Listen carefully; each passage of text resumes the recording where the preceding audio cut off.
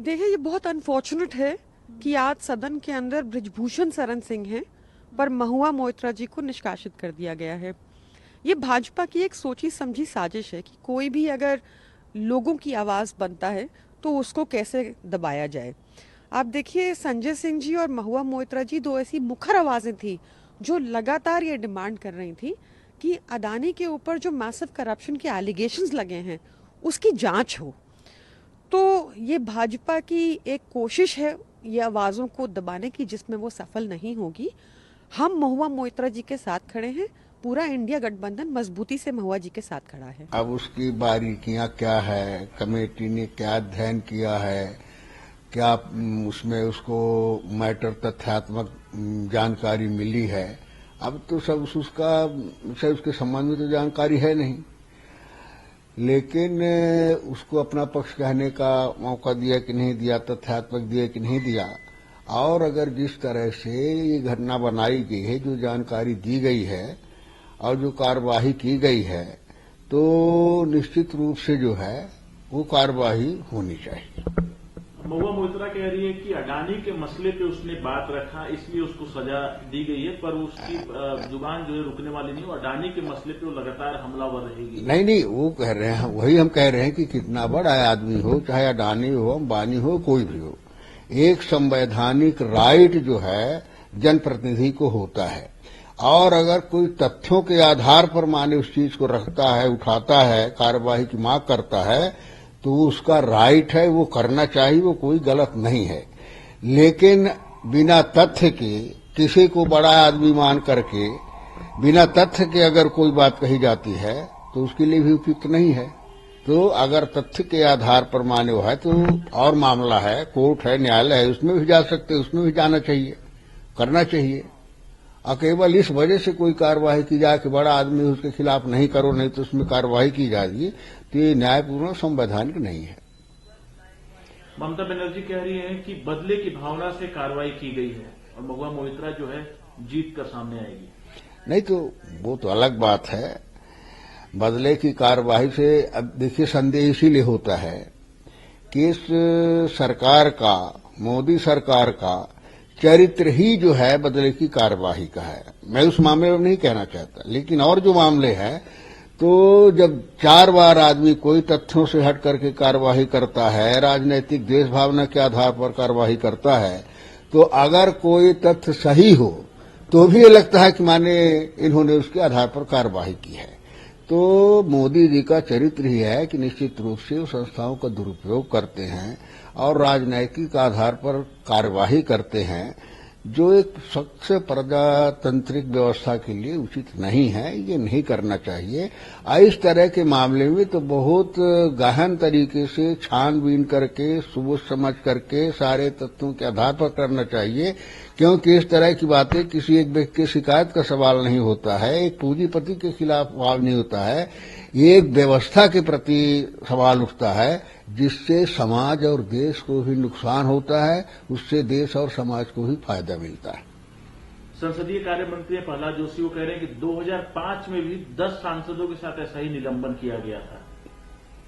तो ये तो किया गया रहा होगा, जो भी कार्रवाई आती है तो सरकार का काम है। फिर उसके बाद उन 10 लोगों का क्या हुआ? निलंबन की कार्यवाही हुई, जब अंतिम फाइंडिंग आया तो उसका क्या हुआ? उस पर भी विचार करना होगा ना, कि जिस आधार पर सरकार ने जो की थी उसमें कुछ तथ्य था कि नहीं था।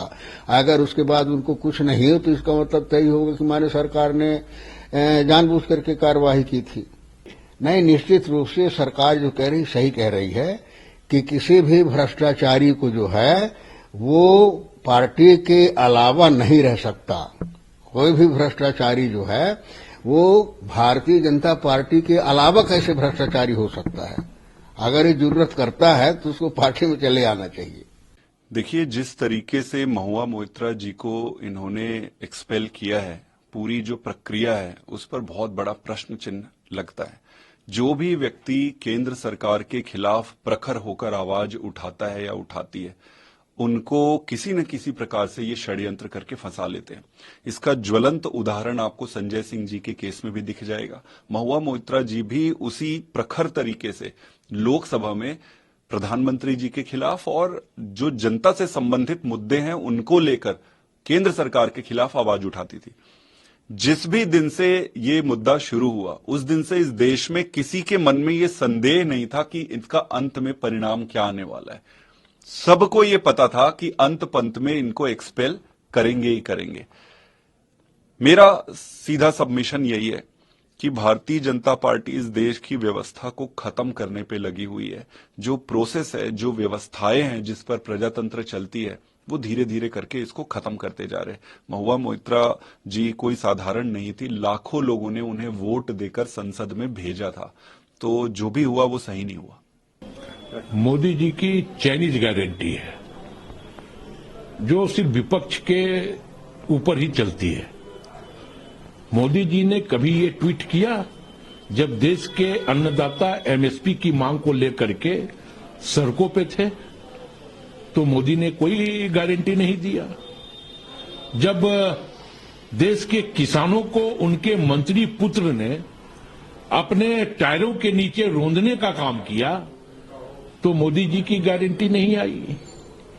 जब देश को मेडल दिलाने वाली बेटियां मोदी जी के सांसद बृजभूषण सिंह के खिलाफ जंतर मंतर पर प्रताड़ना के आरोप को लेकर के धरने पर बैठी रही, तो मोदी जी ने कोई गारंटी उन बेटियों को देने का नहीं काम किया। तो इसलिए मैंने कहा कि मोदी जी की गारंटी चाइनीज गारंटी है जो कभी भी फुस हो जाती है अपने लोगों पर। जब भारतीय जनता पार्टी के लोगों के द्वारा कोई कांड हो तो उस पर मोदी जी की गारंटी नहीं होती है। और हमें लगता है कि जो नोटों का ढेर प्रधानमंत्री जी अपने ट्वीट में दिखा रहे हैं, तो कभी वो ट्वीट में उस वक्त भी वो दिखा देते जब बंदरगाह पर 200 किलो से ऊपर ड्रग्स पकड़ा गया था, तो वो ड्रग्स का भी फोटो मोदी जी ट्वीट में लगा करके ये गारंटी देते कि अभियुक्त को हम जरूर पकड़ेंगे, तो दिया नहीं उन्होंने। और अभी इसकी कोई आधिकारिक पुष्टि नहीं हुई है कि कितने रुपए बरामद हुए हैं, लेकिन ताना बाना बुना जा रहा है कांग्रेस के छवि को बदनाम करने के लिए। तो अगर Modi ji ED, CBI, income tax ही अगर आपका विकास है, तो अब वो विकास ज्यादा दिन नहीं चलेगा।